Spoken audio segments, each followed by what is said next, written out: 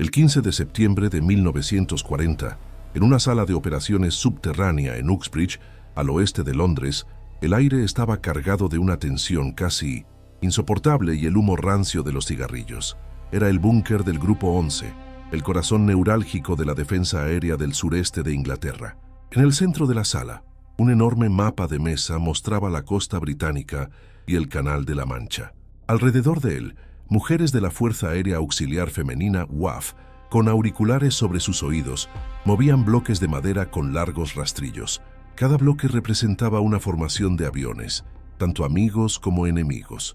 Desde una galería de observación de vidrio, el mariscal del aire Keith Park, un neozelandés adusto y pragmático, observaba el tablero con una calma glacial.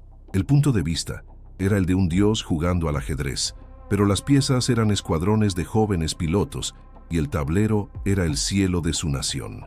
De repente, las operadoras comenzaron a recibir una avalancha de informes.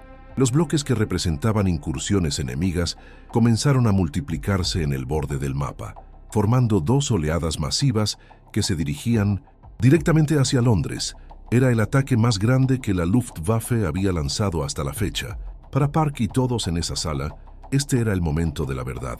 El día en que su revolucionario sistema de defensa, un arma invisible llamada radar, se enfrentaría a la prueba definitiva contra la fuerza aérea más poderosa del mundo. El contexto que condujo a este día crucial, ahora conocido como el Día de la Batalla de Inglaterra, fue la caída de Francia en junio de 1940. Con la mayor parte de Europa occidental bajo el control nazi, Gran Bretaña se encontraba sola y vulnerable. Hitler, creyendo que la guerra estaba prácticamente ganada, esperaba que los británicos pidieran la paz. Cuando se negaron, ordenó a la Luftwaffe, comandada por Hermann Göring, que destruyera a la Real Fuerza Aérea, RAF, para lograr la superioridad aérea, un requisito previo esencial para la invasión anfibia de Gran Bretaña, cuyo nombre en clave era Operación León Marino. La percepción en el lado alemán era de una confianza arrogante. La Luftwaffe había barrido a las fuerzas aéreas de Polonia, Noruega, los Países Bajos y Francia con una facilidad asombrosa. Sus pilotos eran veteranos experimentados y sus aviones como el Messerschmitt Bf-109 estaban entre los mejores del mundo. Göring prometió a Hitler que podría aniquilar a la RAF en cuestión de semanas. La percepción en Gran Bretaña era una mezcla de desafío y un profundo temor. La nación se preparó para una invasión inminente. Sin embargo, en secreto, un pequeño grupo de científicos y líderes militares había estado preparando un arma que cambiaría las reglas del juego. Desde mediados de la década de 1930, un equipo liderado por el físico Robert Watson Watt había estado desarrollando un sistema para detectar aviones a distancia utilizando ondas de radio. Este sistema, inicialmente llamado RDF, Radio Direction Finding, para ocultar su verdadera naturaleza, se conoció como radar. Antes de que comenzara la guerra, el gobierno británico tomó la audaz y costosa decisión de construir una red de enormes torres de radar a lo largo de 1930, la costa sur y este de Inglaterra. Esta red, llamada Chain Home, era el primer sistema de defensa aérea integrado del mundo. El desarrollo de este sistema fue una hazaña de previsión e ingenio. Las torres de Chain Home, de más de 100 metros de altura, podían emitir pulsos de radio y detectar los ecos que rebotaban en los aviones a más de 150 kilómetros de distancia. Los datos de estas estaciones se transmitían por líneas telefónicas subterráneas a las salas de filtrado y luego a las salas de operaciones de los grupos de cazas como la de Uxbridge. Allí la información se traducía en una imagen en tiempo real del campo de batalla aéreo. Este sistema permitía a los comandantes de la RAF saber la ubicación, la altitud, la dirección y el tamaño de las formaciones enemigas mucho antes de que llegaran a la costa. Era un arma que convertía la invisibilidad del aire en una ventaja táctica tangible. La expectativa antes de la batalla era que la RAF, superada en número, se vería obligada a mantener patrullas constantes en el cielo, una táctica agotadora que desgastaría rápidamente a sus pilotos y aviones. La Luftwaffe contaba con ello.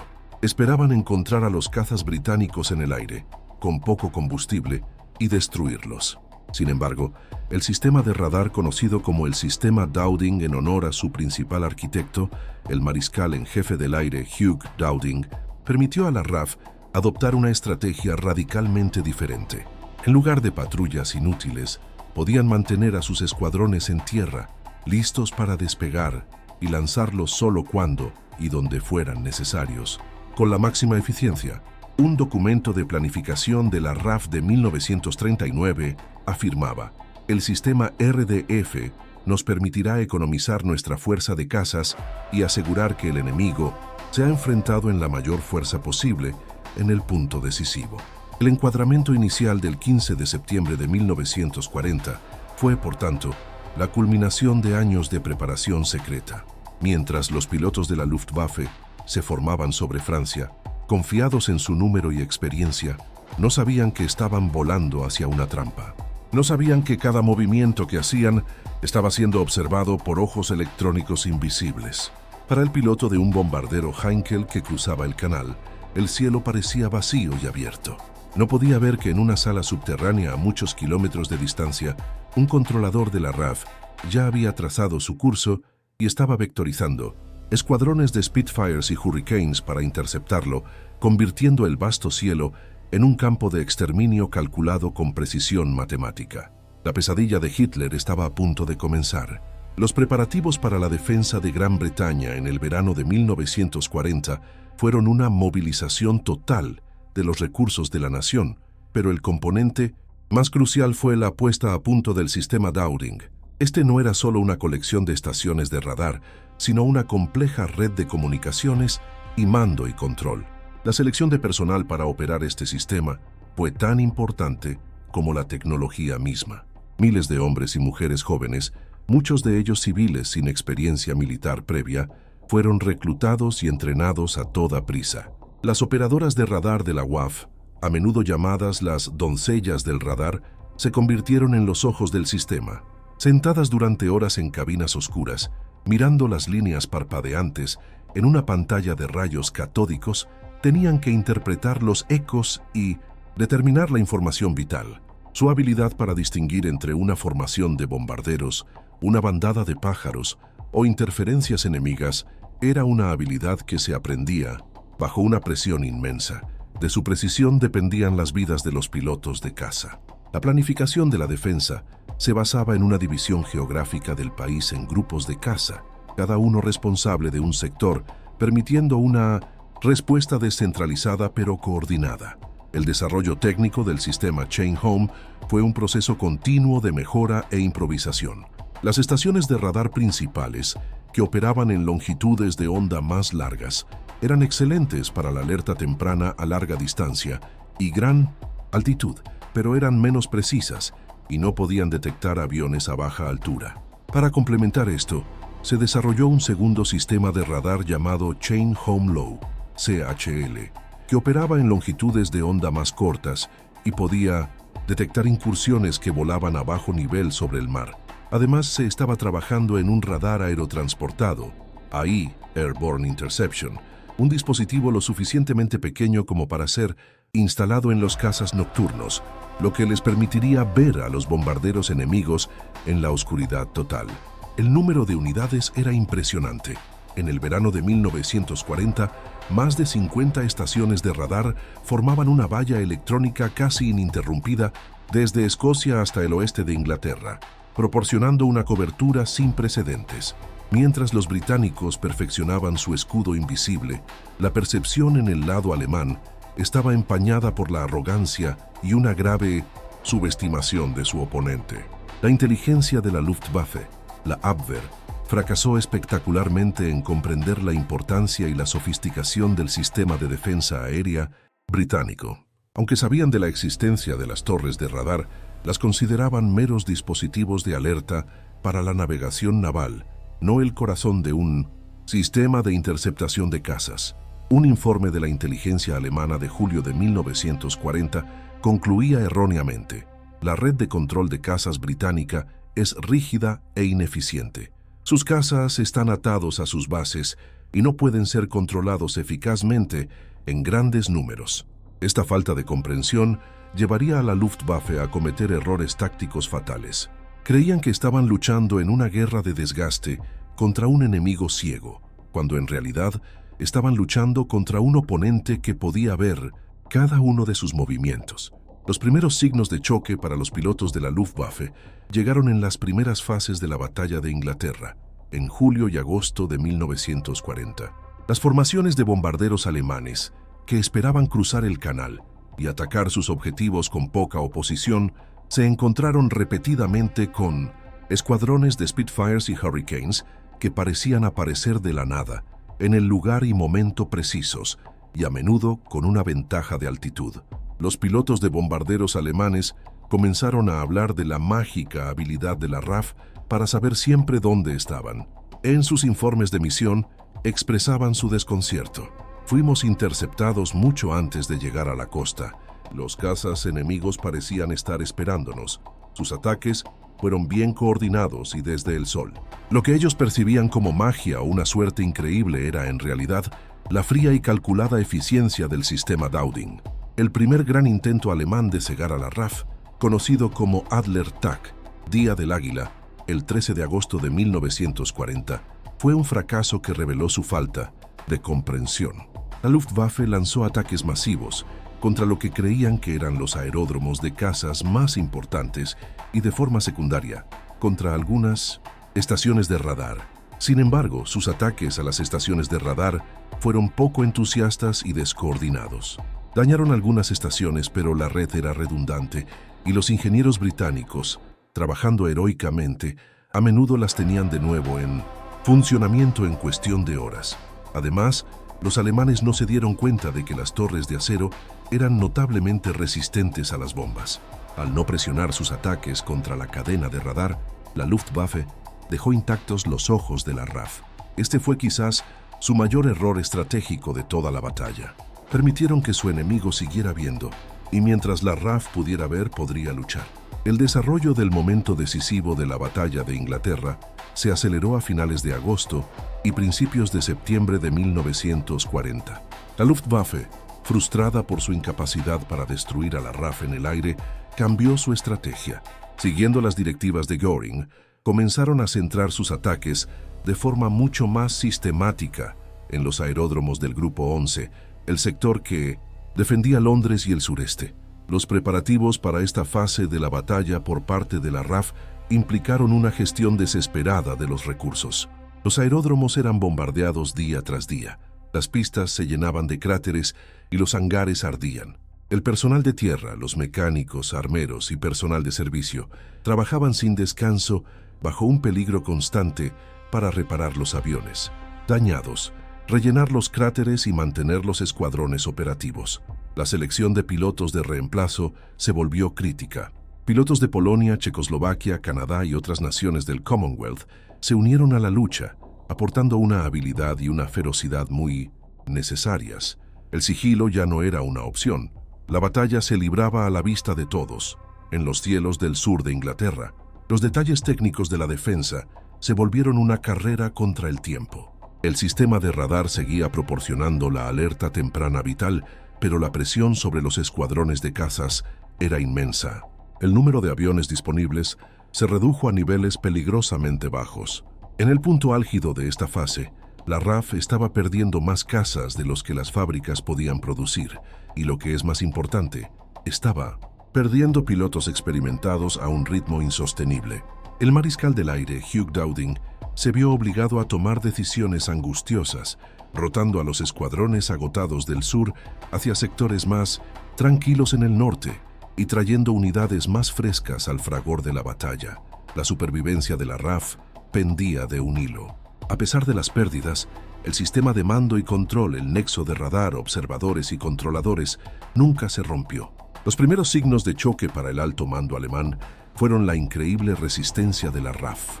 A pesar de las afirmaciones optimistas de sus pilotos y los informes de inteligencia que sugerían que el mando de caza estaba al borde del colapso, los cazas británicos seguían apareciendo en el cielo día tras día para disputar cada incursión. Los pilotos alemanes, que habían comenzado la batalla con una moral alta, comenzaron a sufrir de agotamiento de combate. Las misiones sobre Inglaterra eran largas y peligrosas. Los cazas Bf-109 en particular estaban limitados por su corto alcance, lo que les daba solo unos minutos de tiempo de combate sobre Londres antes de tener que regresar. La frustración de Göring crecía. No podía entender por qué la RAF no se derrumbaba como él había predicho. La respuesta, invisible para él, seguía siendo el sistema de radar, que permitía a Dowding y Park gestionar sus escasos recursos con una eficiencia que los alemanes no podían comprender.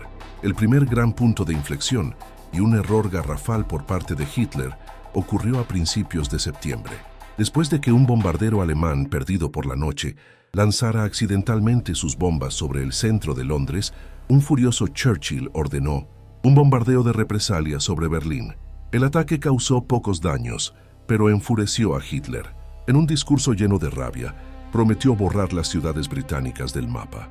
El 7 de septiembre, la Luftwaffe cambió su objetivo principal de los aeródromos de la RAF a la propia ciudad de Londres. Esta decisión, tomada por ira y con fines de terror, fue el error estratégico que salvó al mando de caza.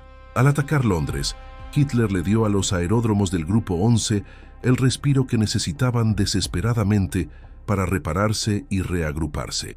El choque de este cambio de táctica fue inmediato y terrible para los civiles de Londres, ya que marcó el comienzo del Blitz. Pero para el mando de caza fue un regalo del cielo. Los controladores de la RAF ahora tenían una tarea más predecible. El objetivo enemigo era casi siempre el mismo: Londres. Esto simplificó el problema de la interceptación.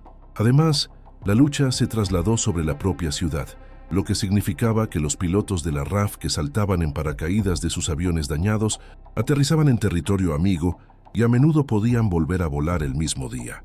Los pilotos alemanes derribados, por otro lado, eran capturados y perdidos para la guerra. El radar, que ahora guiaba a los cazas hacia un objetivo conocido, se volvió aún más efectivo. La pesadilla de Hitler, la destrucción de la RAF, se estaba alejando de su alcance precisamente en el momento en que más cerca había estado de lograrla. El clímax de la batalla de Inglaterra, el día en que el radar británico y el sistema de defensa que lo sustentaba convirtieron definitivamente la guerra aérea en una pesadilla para Hitler, fue el domingo 15 de septiembre de 1940. La narrativa cinematográfica de ese día comienza en las bases de la Luftwaffe en Francia, donde cientos de tripulaciones se preparaban para lo que Göring esperaba que fuera el golpe de gracia. Creía que la RAF estaba reducida a sus últimos escuadrones. Lanzó 2 oleadas masivas de bombarderos, escoltados por un número abrumador de cazas, con el objetivo de aplastar Londres y la moral británica de una vez por todas. Mientras estas armadas aéreas se formaban sobre el Canal de la Mancha, las antenas de la red Chain Home giraban silenciosamente, captando los primeros ecos. En la sala de operaciones subterránea de Uxbridge, los bloques de madera comenzaron a poblar el mapa, revelando la escala y la intención del ataque. El evento principal no fue un único duelo, sino una batalla aérea masiva y coordinada, orquestada desde el subsuelo. El impacto inmediato de la detección temprana por radar fue que el mariscal del aire Keith Park pudo tomar una decisión audaz. En lugar de enviar a sus escuadrones en pequeños grupos, como había hecho a menudo para conservar fuerzas, decidió lanzar casi todo lo que tenía. Cuando la primera oleada de la Luftwaffe llegó a la costa de Kent, en lugar de encontrar una defensa débil, se encontraron con una pared de cazas británicos. Escuadrón tras escuadrón de Spitfires y Hurricanes, vectorizados con precisión por los controladores de radar, cayeron sobre las formaciones de bombarderos desde arriba y desde el sol. La revuelta fue total para los pilotos alemanes. Los informes de inteligencia les habían dicho que la RAF estaba acabada, pero el cielo estaba lleno de cazas enemigos. El caos se apoderó de las formaciones alemanas. Los bombarderos, desesperados por alcanzar su objetivo, rompieron la formación, mientras sus escoltas de cazas se veían envueltos en innumerables combates individuales. Las estadísticas impactantes de ese día, aunque debatidas durante mucho tiempo, demostraron la magnitud de la victoria británica. La RAF afirmó inicialmente haber derribado 185 aviones enemigos, una cifra que luego se revisó a alrededor de 60. Las pérdidas de la RAF fueron de aproximadamente 26 aviones. Más allá de los números, el impacto psicológico en las tripulaciones de la Luftwaffe fue devastador. Regresaron a sus bases conmocionados y desmoralizados. Habían sido superados en táctica y se habían enfrentado a una oposición mucho más fuerte de lo esperado. Un piloto de bombardero alemán escribió en su diario: «El cielo parecía estar lleno de Spitfires. Nos atacaron sin cesar. Vi a otros 3 de mi escuadrón caer en llamas. Fue un infierno». La confianza de la Luftwaffe, ya mermada, se hizo añicos. La narrativa del evento principal continuó por la tarde, cuando la segunda oleada alemana cruzó el canal. De nuevo, el radar les dio a los británicos el tiempo que necesitaban. Los escuadrones que habían luchado por la mañana habían aterrizado, reabastecido de combustible y rearmado, y estaban listos para volver a subir.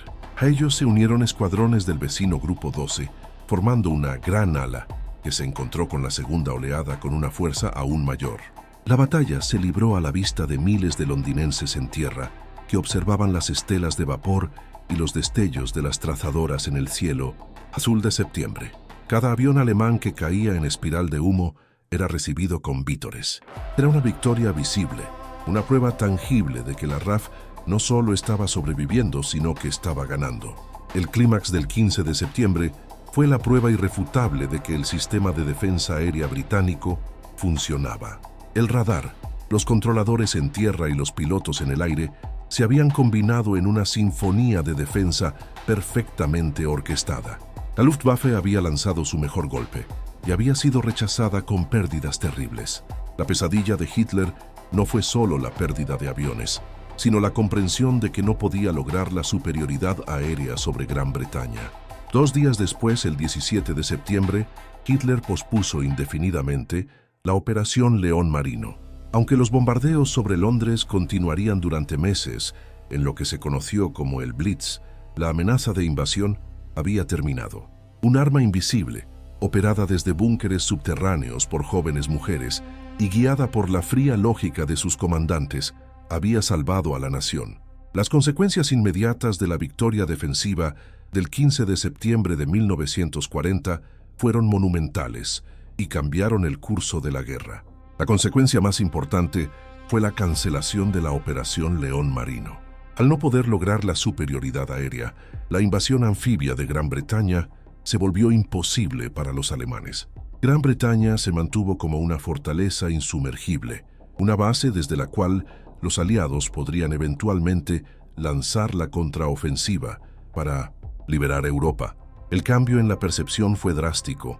El mundo, que había observado con temor la aparentemente imparable maquinaria de guerra nazi, vio por primera vez que podía ser detenida.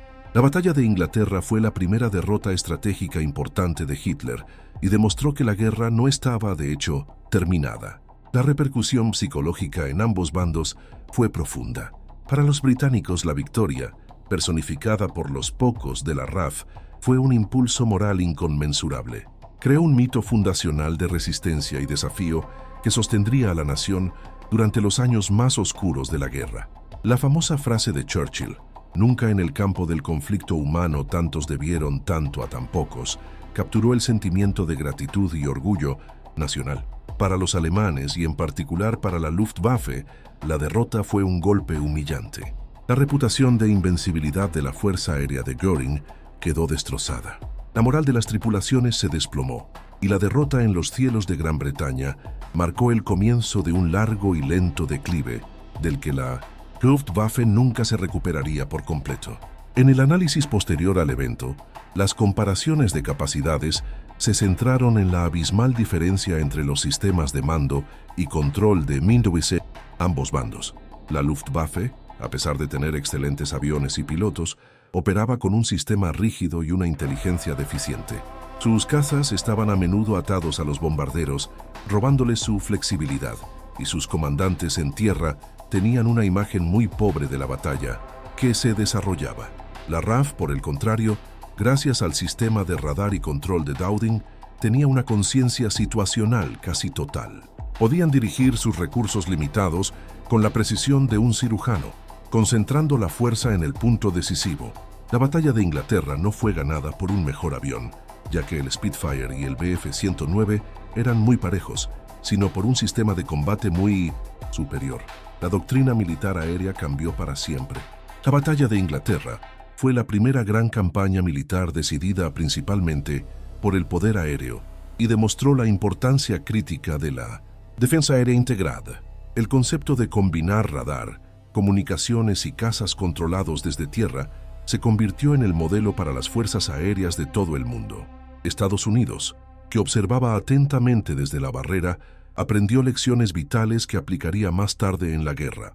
La importancia de la alerta temprana por radar y el control de interceptación desde tierra se convirtieron en principios fundamentales de la doctrina de defensa aérea en todo el mundo, un legado directo del sistema de Dowding. El cambio de percepción más importante fue el reconocimiento del radar como un arma revolucionaria. Antes de 1940 era una curiosidad de laboratorio. Después de la batalla de Inglaterra, se convirtió en un componente esencial de la guerra moderna. La tecnología del radar se desarrolló rápidamente, expandiéndose a aplicaciones navales, de bombardeo y, crucialmente, al radar aerotransportado que permitiría a los cazas nocturnos y a los bombarderos aliados llevar la guerra al corazón de Alemania. La victoria en la batalla de Inglaterra no solo salvó a Gran Bretaña, sino que también desató una revolución tecnológica que transformaría la naturaleza de la guerra en el aire y en el mar. El arma invisible que había convertido la guerra aérea en una pesadilla para Hitler se convertiría en la clave para su derrota final. El epílogo de la batalla de Inglaterra no significó el fin de la guerra aérea, sino su transformación. Con la amenaza de invasión frustrada, la Luftwaffe cambió a una campaña de bombardeo nocturno sistemático contra las ciudades británicas, conocida como el Blitz. La síntesis de las lecciones aprendidas durante la batalla diurna fue que el sistema de radar Chain Home, aunque brillante para la alerta temprana, era ineficaz para guiar a los cazas hacia bombarderos individuales en la oscuridad. Aquí es donde comenzó la siguiente fase de la revolución del radar.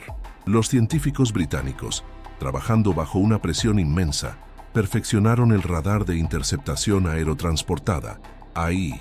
Este dispositivo, lo suficientemente pequeño como para caber en el morro de un caza nocturno, como el Bristol Viewfighter, permitía al piloto ver a su presa en la negrura total. El epílogo de la victoria defensiva de 1940 se convirtió en el prólogo de una nueva y letal ofensiva nocturna contra la Luftwaffe. Las reflexiones posteriores de los pilotos de ambos bandos ilustran este cambio dramático. Un piloto de bombardero alemán, que había sobrevivido a la batalla de Inglaterra, describió el Blitz inicial como casi demasiado fácil, con pocas posibilidades de ser interceptado por la noche. Sin embargo, a medida que avanzaba 1941, sus diarios se llenaron de temor. Hablaba de ser cazado en la oscuridad por un enemigo invisible, de ver a otros bombarderos en su formación explotar de repente sin previo aviso. Por el contrario, los pilotos de caza nocturna de la RAF, como el legendario John Cat's Eyes Cunningham, describieron la emoción de la caza. Guiados primero por los controladores de tierra usando el radar de largo alcance, eran vectorizados a las proximidades del bombardero. Luego encendían su propio radar AI y la persecución final comenzaba, siguiendo un punto de luz en una pantalla de rayos catódicos hasta que el bombardero enemigo aparecía como una sombra en la oscuridad, listo para ser destruido. El legado de la batalla de Inglaterra fue, por tanto, la creación de un ciclo de innovación y contramedidas tecnológicas que definiría el resto de la guerra aérea. A medida que el radar británico se volvía más sofisticado, los alemanes se vieron obligados a desarrollar sus propias contramedidas. Introdujeron sistemas de navegación por radio cada vez más complejos, como el Nike-Bane y el X-Gerät, para guiar a sus bombarderos. A su vez, los científicos británicos, en lo que se conoció como la Guerra de los Haces, desarrollaron formas ingeniosas de interferir y doblar estos haces de radio, desviando a los bombarderos alemanes de sus objetivos. Esta guerra electrónica, una batalla invisible de ondas de radio librada en el éter, fue una consecuencia directa de la revolución del radar y demostró que la guerra del futuro se libraría tanto en el espectro electromagnético como en el campo de batalla físico. La confrontación tecnológica también se extendió a la guerra en el mar. El radar, desarrollado inicialmente para la defensa aérea, fue adaptado para su uso en barcos. Pequeños conjuntos de radar permitieron a los buques de la Royal Navy detectar submarinos U-Boat en la superficie por la noche, eliminando la capa de invisibilidad que los había hecho tan mortales. Aviones de patrulla costera, equipados con radar ASV, Air to Surface Vessel, podían cazar submarinos en la vasta extensión del Atlántico. La batalla del Atlántico, al igual que la batalla de Inglaterra, se convirtió en una lucha en la que el radar jugó un papel decisivo, inclinando la balanza a favor de los aliados y asegurando que las vitales líneas de suministro desde Estados Unidos permanecieran abiertas. El arma que había salvado a Gran Bretaña de la invasión ahora estaba ayudando a salvarla de la inanición. Finalmente, la historia del radar británico es una narrativa de cómo una inversión estratégica en ciencia y tecnología, realizada años antes de que comenzara la guerra, dio sus frutos de una manera espectacular.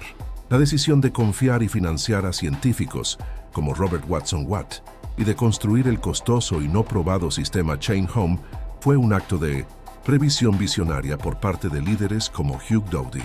Demostró que en la guerra moderna, la preparación tecnológica era tan importante como el tamaño de los ejércitos. La pesadilla de Hitler no comenzó el 15 de septiembre de 1940. Comenzó años antes, en un campo de pruebas en la costa de Suffolk, donde los primeros pulsos de radio rebotaron en un avión, anunciando el nacimiento de un arma que cambiaría el mundo. A medida que la guerra progresaba, la doctrina de la RAF, ahora firmemente basada en la tecnología del radar, pasó de la defensiva a la ofensiva.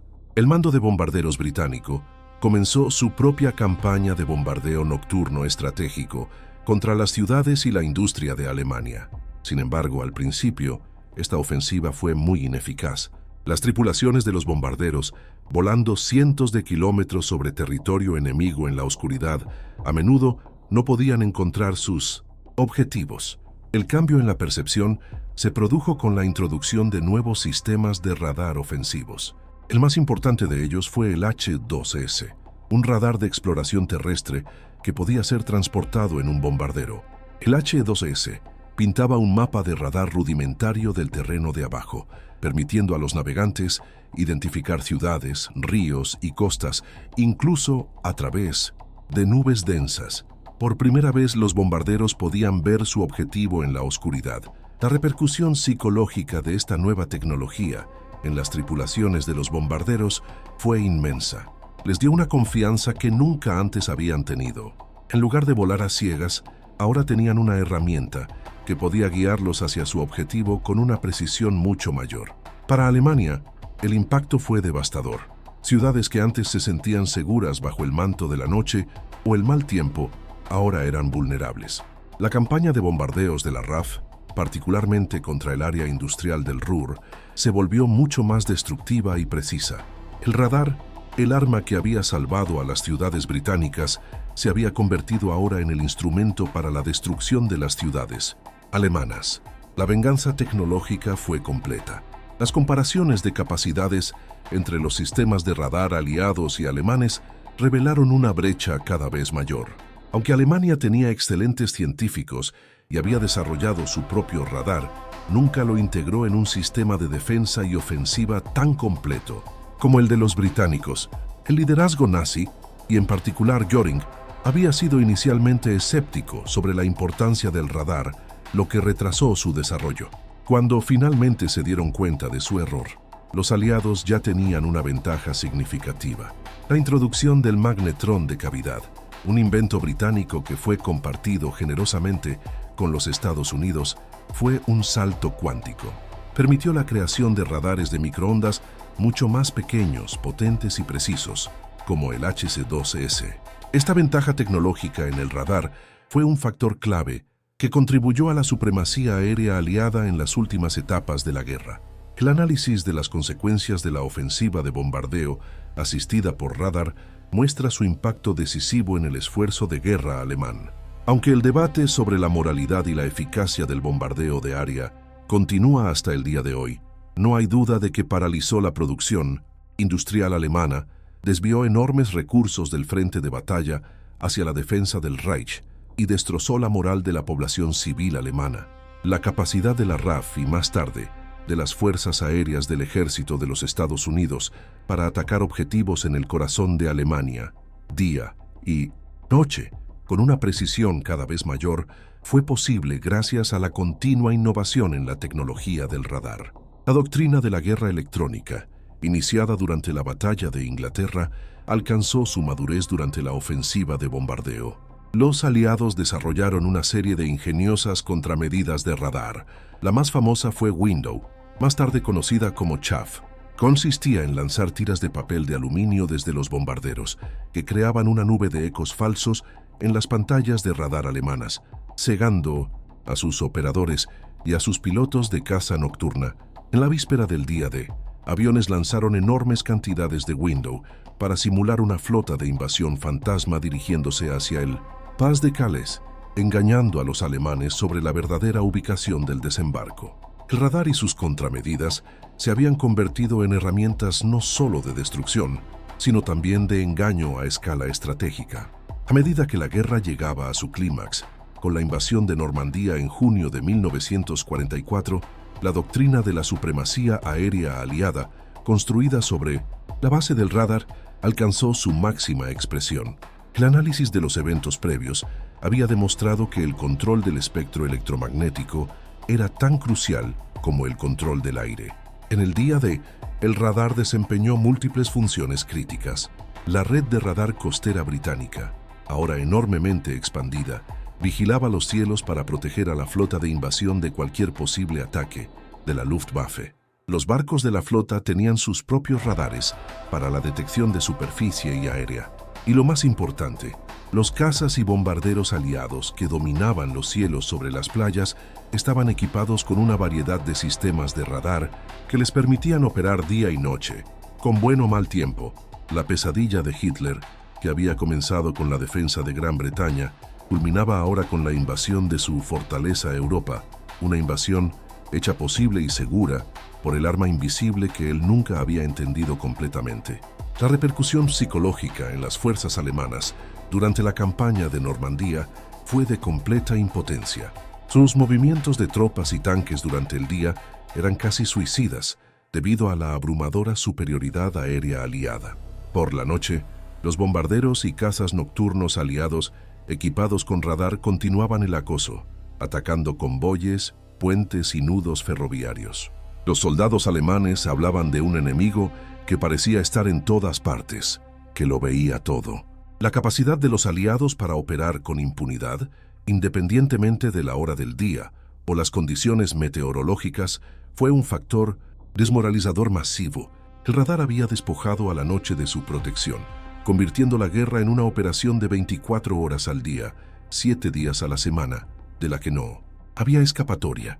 Las comparaciones de capacidades en 1944 mostraban que la brecha tecnológica del radar era ya insalvable. Mientras los aliados desplegaban sistemas de radar de microondas cada vez más sofisticados en miles de aviones, barcos y vehículos terrestres, la industria alemana, bombardeada y privada de recursos, luchaba por mantenerse al día. Aunque desarrollaron excelentes radares de caza nocturna y de control de tiro, nunca pudieron igualar la escala de producción ni la integración sistémica de los aliados. La decisión británica de compartir la tecnología del magnetrón con Estados Unidos en 1940 había creado una potencia industrial y científica combinada. El laboratorio del radar del EMIT, que superó por completo los esfuerzos alemanes. El análisis posterior al evento de la campaña de Normandía confirmó que la superioridad aérea fue el factor decisivo, y esa superioridad aérea dependía del radar. Permitió a los aliados cegar y aislar el campo de batalla.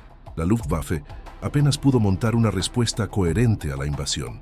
Los refuerzos de tanques Panzer fueron diezmados por los cazabombarderos aliados, guiados a sus objetivos por controladores aéreos avanzados, a veces utilizando balizas de radar. La capacidad de la Marina aliada para bombardear las defensas costeras con precisión, incluso con poca visibilidad, fue mejorada por el radar de Control de Tiro. En todos los aspectos de la operación más compleja de la historia, el radar fue un facilitador silencioso pero omnipresente del éxito. La doctrina de la guerra de armas combinadas, que alcanzó su apogeo en Normandía, dependía fundamentalmente de la comunicación y la conciencia situacional que proporcionaba el radar. Permitió que las fuerzas aéreas, navales y terrestres operaran a partir de una imagen común del campo de batalla. Un controlador en un destructor podía usar su radar para dirigir a un caza que volaba sobre la playa para atacar un nido de ametralladoras que estaba frenando el avance de la infantería.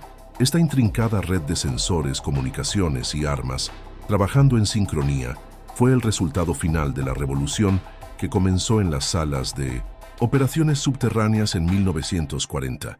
El sistema que había salvado a Gran Bretaña ahora estaba liberando a Europa. El epílogo de la historia del radar británico en la Segunda Guerra Mundial se escribe en la paz que siguió, una paz moldeada por las tecnologías forjadas en el conflicto. La síntesis final de las lecciones aprendidas es que el radar fue, posiblemente, la innovación tecnológica más decisiva de la guerra, más aún que la bomba atómica, que llegó demasiado tarde para afectar la estrategia general. El radar afectó el resultado de batallas cruciales desde el principio hasta el final. La batalla de Inglaterra, la batalla del Atlántico, la campaña de bombardeo y la invasión de Normandía. Demostró que la información, la capacidad de ver al enemigo mientras uno permanece invisible, es la ventaja estratégica definitiva. La guerra dejó de ser solo una prueba de fuerza bruta para convertirse en una batalla por el dominio de la información. Las reflexiones posteriores de los científicos y líderes militares que participaron en su desarrollo están llenas de un sentimiento de logro monumental.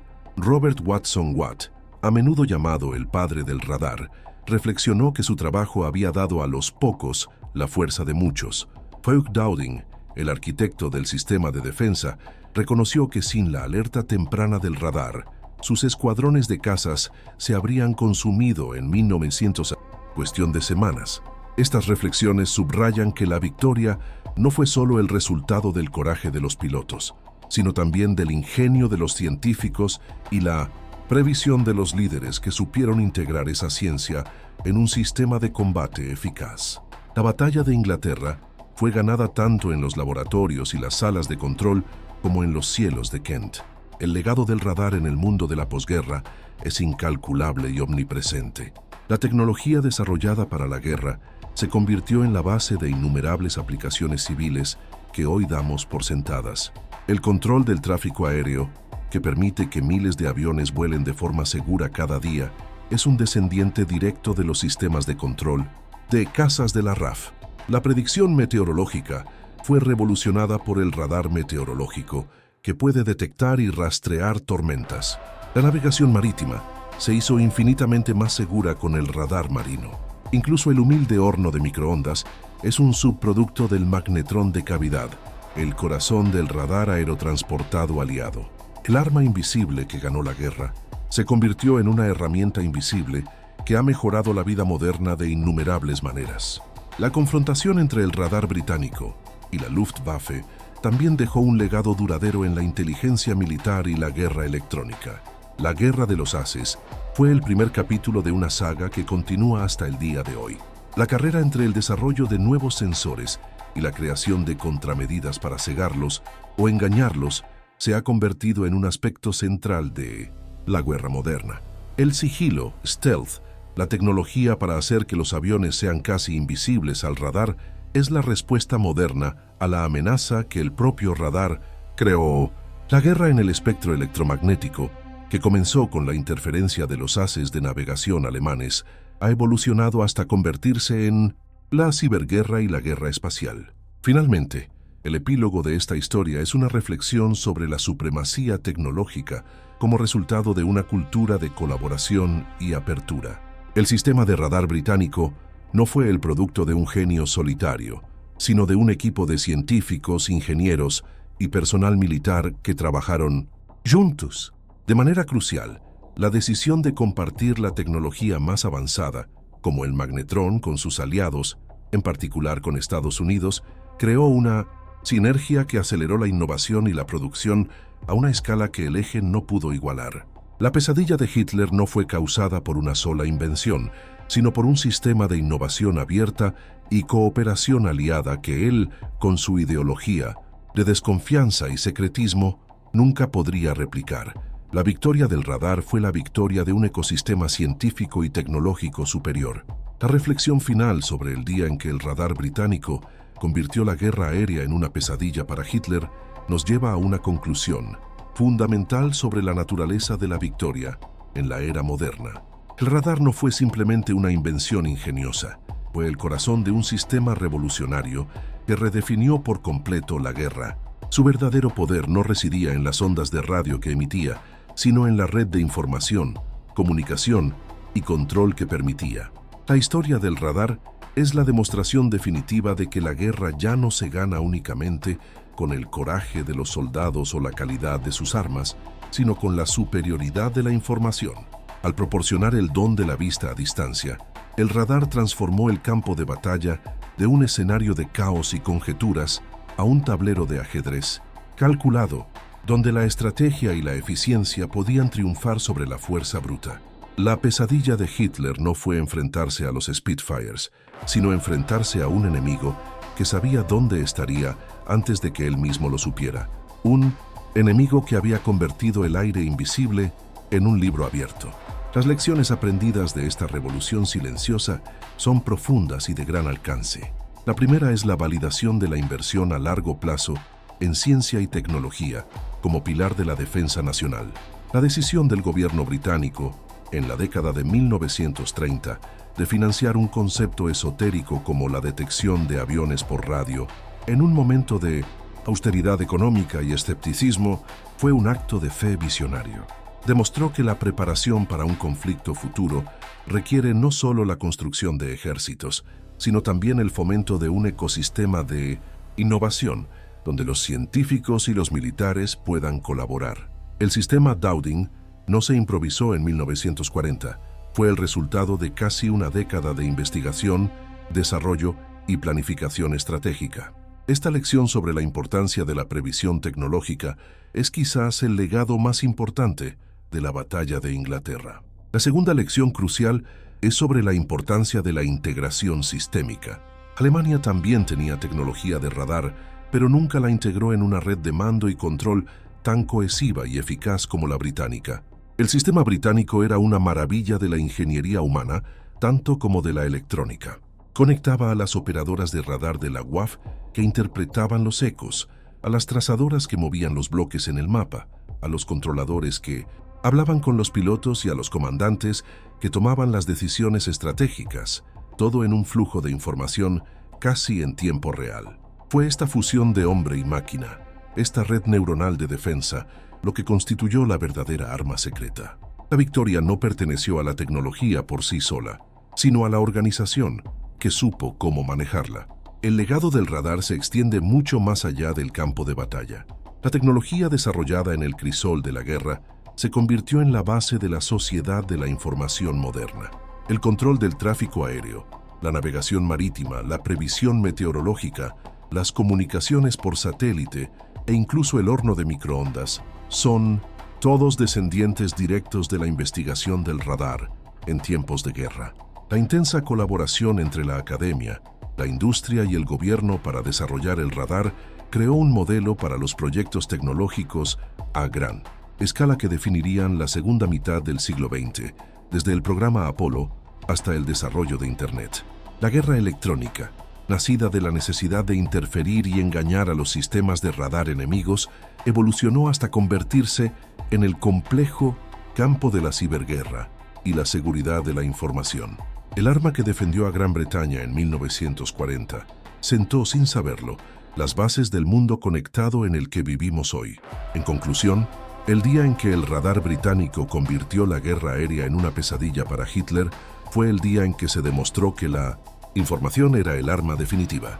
La batalla de Inglaterra fue ganada no solo por los valientes pilotos en el cielo, sino por los científicos en los laboratorios y las operadoras en 1900. Las salas subterráneas fue la victoria de un sistema inteligente y adaptable sobre una fuerza poderosa pero ciega. El radar no solo salvó a Gran Bretaña de la invasión, cambió la naturaleza fundamental de la guerra, pasando de una prueba de fuerza a una competencia por la información. Este cambio de paradigma es el legado más duradero del radar. Nos enseñó que en cualquier conflicto, ya sea militar, económico o ideológico, la capacidad de ver, comprender y actuar sobre la información más rápido y con mayor eficacia que el adversario es la clave de la victoria. El eco silencioso de un pulso de radio en la costa de Inglaterra en 1940 se convirtió en un estruendo que derribó a la Luftwaffe, frustró los planes de Hitler y resonó a través de la historia, dando forma al mundo tecnológico en el que vivimos hoy.